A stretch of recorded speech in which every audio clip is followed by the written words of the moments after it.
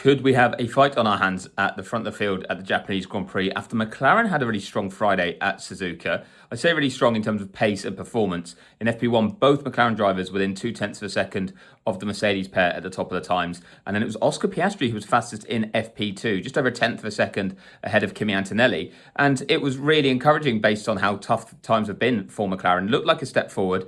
Lando Norris wasn't able to show much pace in FP2 because of a hydraulic issue that kept him in the garage for a long time and really limited his running, but he still ended up fourth quickest, just half a second off the pace of what Piastri was able to produce. McLaren then said, well, this hasn't changed anything. The pecking order is still the same. We're expecting in Saturday and Sunday to see Mercedes and Ferrari pull clear of us. But George Russell had a different view, saying that he felt, why would it not be genuine pace that McLaren is showing? And he does feel that they look much quicker than they've seen elsewhere, and it could be more of a fight at the front, although he did caveat that with the fact that he felt Mercedes didn't get its energy deployment right during Friday practice and needs to hone that, but should be a pretty easy fix ahead of qualifying on Saturday.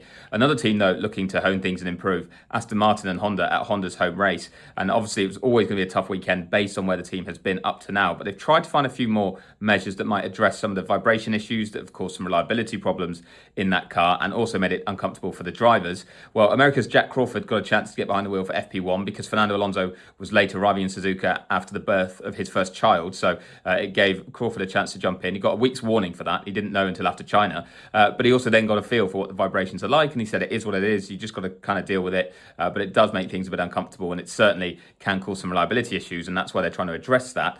It was a bit of a disjointed session for Crawford. He didn't get a chance to run anything other than the hard tyre, did 3 timed laps on that, 11 laps in total because of a bodywork issue that also limited his running. But he said it was special to get a first run at Suzuka, and it's just great experience for Crawford, who's doing the third driver role at Aston Martin all season. Should mean a number of opportunities to get behind the wheel during practice sessions, and perhaps if there's a replacement needed at any stage for one of the race drivers, he will then be able to jump in and make his race debut as well. So good experience for him, but it still looks like it's going to be a tough weekend for Aston Martin, fighting with Cadillac at the back based on what we've seen so far on Friday, but we'll see how it all turns out overnight into qualifying on Saturday.